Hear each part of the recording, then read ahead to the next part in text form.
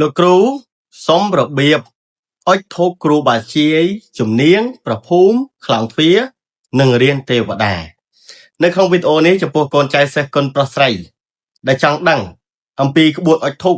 ដែលត្រឹមត្រូវតាមបុរាណខ្មែរយើងនៅក្នុងក្បួនដរណិកលោកគ្រូសុំលើកយកជំនាញប្រភូមិរៀនទេវតាខ្លាំងទ្វារនិងគ្រូបាជាយអញ្ចឹងកូនចៅបានឃើញវីដេអូនេះគ្រាន់តែជួយចុច share ឲ្យលោកគ្រូចែករំលែកបានច្រើនហើយ share ទុកស្រាប់ទៅអត់ខាតទេបានជាប្រយោជន៍អញ្ចឹងចំពោះកូនចៅសិស្សគុណប្រុសស្រីដែលមានបំណងចង់ជាវវត្ថុមង្គលខ្សែអង្កាំកាត់ឆុងលើឫស្សី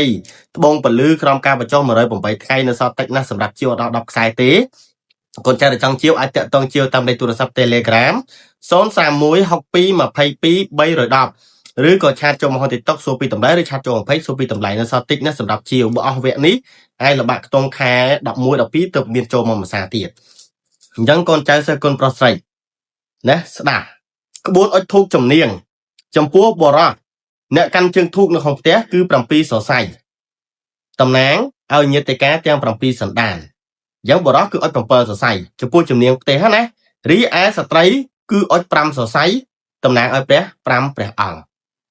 នេះគឺក្បួនអុជធូបចំពោះជំនាញហើយចំពោះជំនាញគឺអត់មានសែនគ្រឿងចម្អាបទេណាហាមផ្ដាច់គឺការសែនគ្រឿងចម្អាបមិនថាក្នុងកម្មវិធីធំដុំយ៉ាងណាក៏ដោយគឺហាមផ្ដាច់សែនគ្រឿងចម្អាបគឺសែនតែទឹកស្អាតផ្លែឈើនឹងគឺជាការសែនដ៏ល្អបំផុតចំពោះជំនាញបន្ទាប់មកទៀតចំពោះព្រះភូមិបរោះអុជ7សរសៃរីឯស្ត្រីក៏អុជ7សរសៃដូចគ្នាហើយចំពោះព្រះភូមិនេះហាមដាច់ខាតការសែនគ្រឿងចម្អាបដូចគ្នាគឺសែនបានតែផ្លែឈើនិងទឹកស្អាតតែប៉ុណ្ណោះហើយចំពោះកូនចៅសិស្សគុណប្រុសស្រីចំពោះសំណែនព្រះភូមិនិងជំនាញ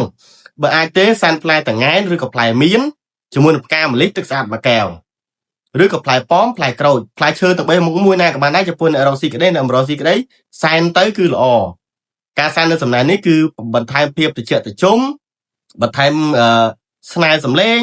បន្ថែមនៅភាពស្អិតរមួតចំពោះដៃគូនិងមនុស្សជាទីស្រឡាញ់និងចំពោះលុយកាសអញ្ចឹងនេះគឺជាក្បួនអុជធូបប្រភូមិនិងជំនាញបន្ទាប់មកទៀតដល់រៀនទេវតា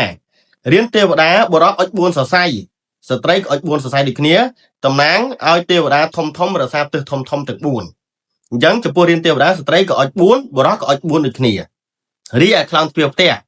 ឬក៏ខ្លោងទ្វារហាងណាបរោះអុជ7សរសៃរីឯស្ត្រីអុជ8សរសៃស្ត្រីអុជ8សរសៃចំពោះខ្លោងទ្វារនេះគឺតំណាងឲ្យទិសតូចទាំង4និងទិសធំទាំង4រីឯបរោះតំណាងឲ្យញាតិកាទាំង7សន្តានគឺអុជ7សរសៃចំពោះខ្លោងទ្វារហើយចំពោះខ្លោងទ្វារនេះការសែនក៏ដូចគ្នាគឺទឹកស្អាតនិងផ្លែឈើដូចគ្នានឹងចំពោះយើងអ្នកសគឺអត់អាចសែនគ្រឿងចម្អាបបានទេចំពោះគ្រូបាជាយបរោះក៏អុជ7សរសៃរីឯស្ត្រីក៏អុជ7សរសៃតំណាងឲ្យញាតិកាទាំង7សន្តានរបស់ខ្លួនឯងហើយចំពោះការផ្លាស់ប្ដូរបើចង់ផ្លាស់ប្ដូរជំនាញថ្មីឬក៏ប្រភូមិថ្មីគឺ3ដងតែប៉ុណ្ណោះក្នុងមួយឆ្នាំមានន័យថាក្នុងខែ4គឺអាចផ្លាស់ប្ដូរបានពេញមួយខែ4ចង់ផ្លាស់ប្ដូរពេលណាក៏បានខែ6ក្នុងមួយខែ6នេះចង់ផ្លាស់ប្ដូរពេលណាក៏បានខែ9នឹងចង់ផ្លាស់ប្ដូរពេលណាក៏បានរៀងរាល់មួយឆ្នាំគឺអាចផ្លាស់ប្ដូរបានតែ3ដងទេតែមានប្រការលើកឡើងត្រង់ថាប្រសិនបើយើងមានកិច្ចកម្មវិធីក្នុងផ្ទះឡើងផ្ទះពិធីមង្គលការឬក៏ពិធីផ្សេងៗហ្នឹងគឺអាចផ្លាស់ប្ដូរជំនាញថ្មីប្រភូមិថ្មីបាននេះគឺជាក្បួនអុជធូបនិងសំណែនចំពោះប្រភូមិនិងជំនាញ